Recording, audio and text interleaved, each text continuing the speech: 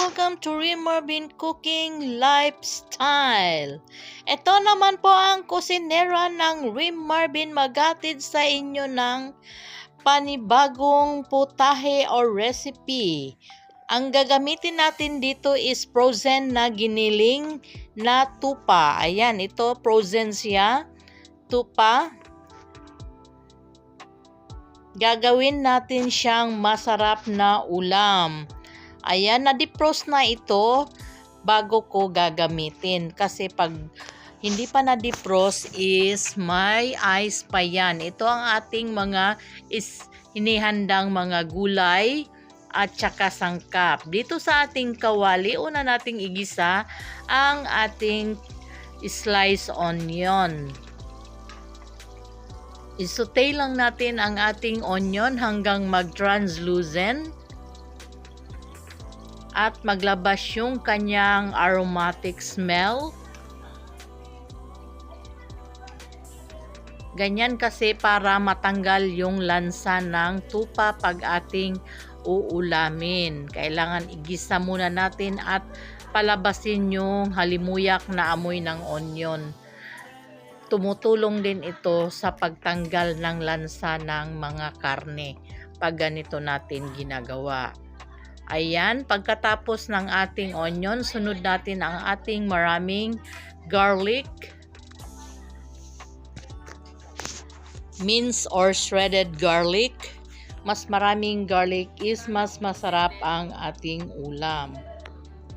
Yan, saute-saute lang natin hanggang mag-brown din ang ating garlic at lalabas yung kanyang mahalimuyak na amoy. Then dito magdagdag tayo ng ilang pirasong hiniwang sili.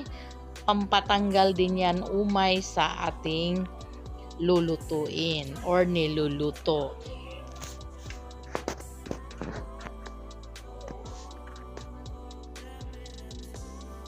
Ayan, sa puntong ito, ilalagay na natin ang ating minced na tupa or na carnero.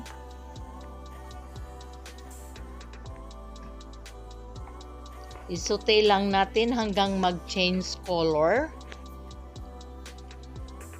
Magdagdag tayo ng pamintang durog, asin, kasi habang ginigisa natin, manunuot yung kanyang lasa sa ating karne. At nagdagdag din ako dito ng MSG at saka ang ating Maggi cubes. Ayan, isaute-saute lang natin.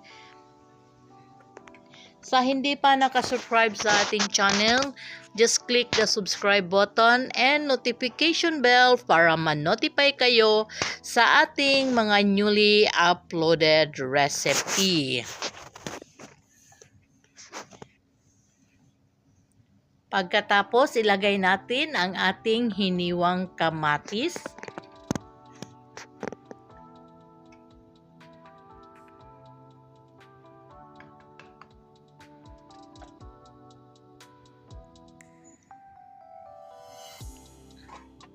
Then, atin lang siyang i-simmer ng ilang minutes hanggang mag-change color at lalabas yung kanyang katas. At saka maluto yung ating kamatis. Ayan.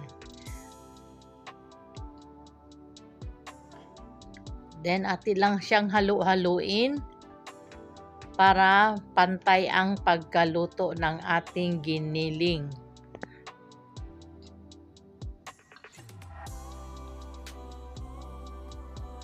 Then, maglagay tayo ng paprika powder. Then, maglagay tayo ng sesame oil. Ang sesame oil is pampadagdag lasa din sa ating pagkain.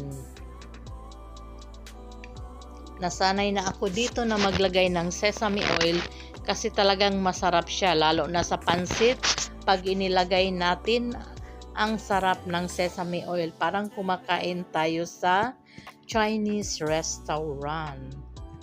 Then, sa puntong ito, ilalagay natin ang ating hiniwang patatas para habang sinisimmer natin ang ating giniling is sabay nang maluto ang ating patatas.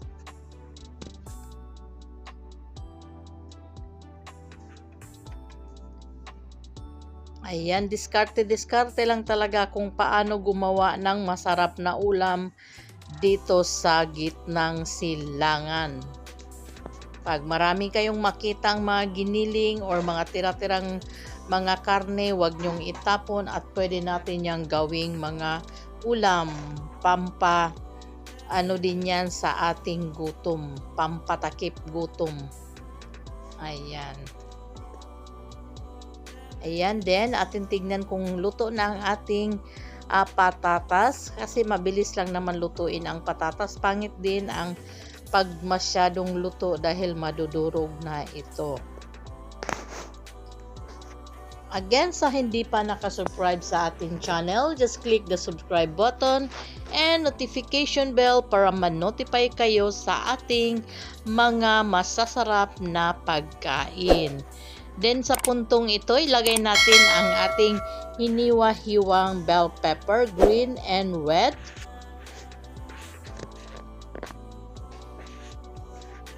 Parang gumagawa lang din tayo ng menudo dito na alam nyo na kung ano yun sa Pilipinas, paborito nila.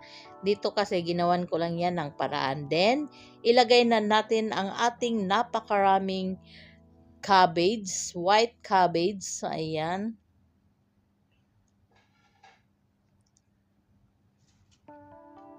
Pagkatapos atin lang yan siyang i-mekos-mekos hanggang well incorporate siya sa ating ginisang giniling.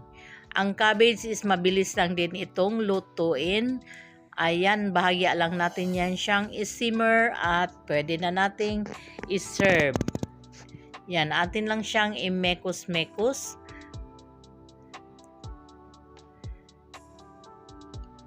O, diba? May ulam na tayo.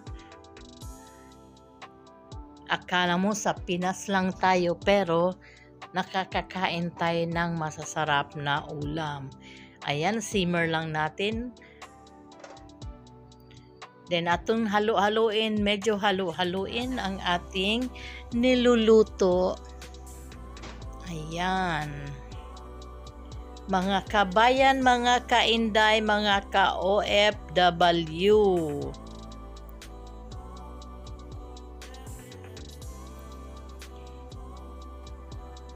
Yan, mekos-mekos lang natin. Maya-maya is okay na yan ang ating putahe. Masarap na naman ang ating kain nito with white rice or kahit papakin lang na ganito, okay na yan. Solved na ang ating pananghalian or hapunan. Ayan, sa puntong ito is luto na ang ating ulam, ang ating giniling with cabbage. Pwede na natin yan siyang i-serve. Bon appetit! Maraming salamat sa ulitin. Thanks for watching. Bye-bye! God bless and be safe.